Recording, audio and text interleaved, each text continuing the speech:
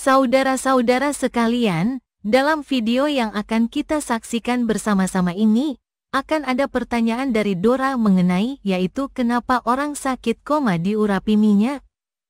Makna pengurapan dalam Alkitab dan gereja.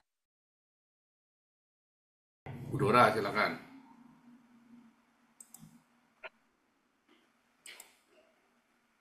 Bu Dora. Belum Pak Paul, salam semuanya. Silakan Bu Dora. Pak Paul, cuman mau tanya sedikit ini mengenai kalau orang dalam keadaan koma, lalu itu kan diminyaki Pak Paul. Buat apa? Diminyak. Hah? Buat apa? Nah, itu yang mau saya tanya. Diminyaki untuk apa? Kenapa banyak orang Kristen pada saat orang tuanya, saudaranya, atau temannya dalam keadaan koma lalu dipanggil pendeta, diminyaki dan didoa, apa fungsinya? Nah, itu yang saya mau tanya. Nah, sebetulnya pengurapan minyak itu di dalam perjanjian lama, pengurapan minyak itu untuk mengurapi, menobatkan, mentahbiskan orang. Ya, untuk menahbiskan orang jadi pejabat, imam, raja, ya, atau pelayan Tuhan pakai minyak.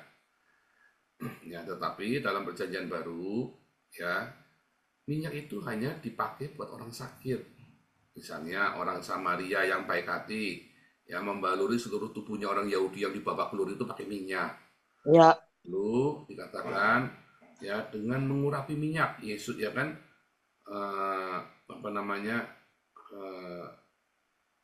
melakukan mengurapi minyak ya, orang-orang sakit itu diurapi pakai minyak. Lalu dalam Yakobus, kalau ada yang sakit, biarlah penatua datang kasih minyak sama berdoa.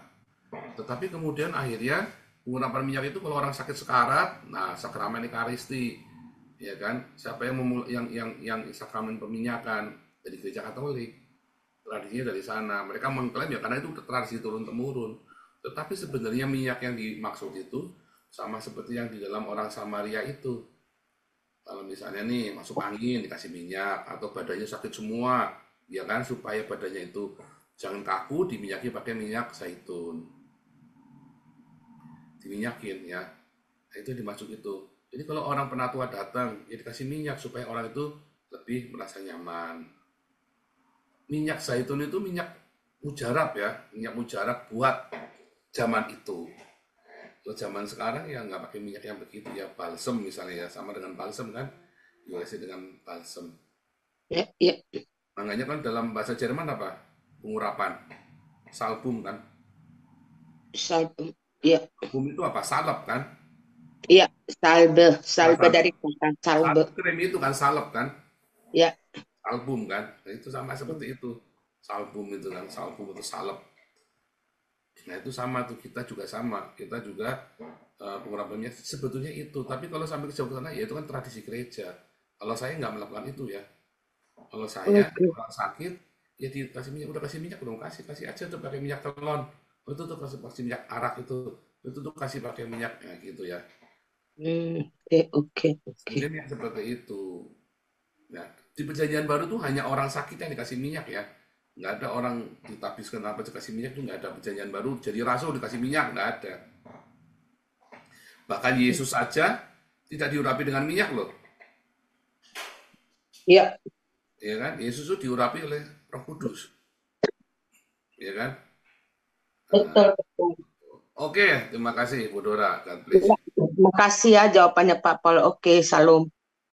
Jawabannya lihat ayat di Alkitab, Yakobus 5 ayat 14 berbunyi, kalau ada seorang di antara kamu yang sakit, baiklah ia memanggil para penatua jemaat, supaya mereka mendoakan dia serta mengolesinya dengan minyak dalam nama Tuhan. Lukas 10 ayat 34 berbunyi, ia pergi kepadanya lalu membalut luka-lukanya. Sesudah ia menyiraminya dengan minyak dan anggur. Kemudian ia menaikkan orang itu ke atas keledai tunggangannya sendiri lalu membawanya ke tempat penginapan dan merawatnya. Markus 6 ayat 13 berbunyi, mereka mengusir banyak setan dan mengoles banyak orang sakit dengan minyak dan menyembuhkan mereka. Saudara-saudara sekalian, dalam video yang telah kita tonton bersama ini terdapat pertanyaan yang mungkin membuat banyak orang bingung, marah, atau menerima sepenuhnya penjelasan dari Pastor Paul Zhang. Namun, apa boleh buat, inilah keimanan umat Kristen dan kita semua harus menghormatinya. Silakan kepada para penonton untuk menilai sendiri serta memberikan tanggapan melalui kolom komentar mengenai penjelasan dari Pendeta Paul Zhang. Kepada para penonton Tanya Jawab TV yang terhormat, semoga video ini dapat memberikan pengetahuan dan edukasi yang bermanfaat. Jangan lupa untuk menyukai dan berlangganan channel ini. Terima kasih.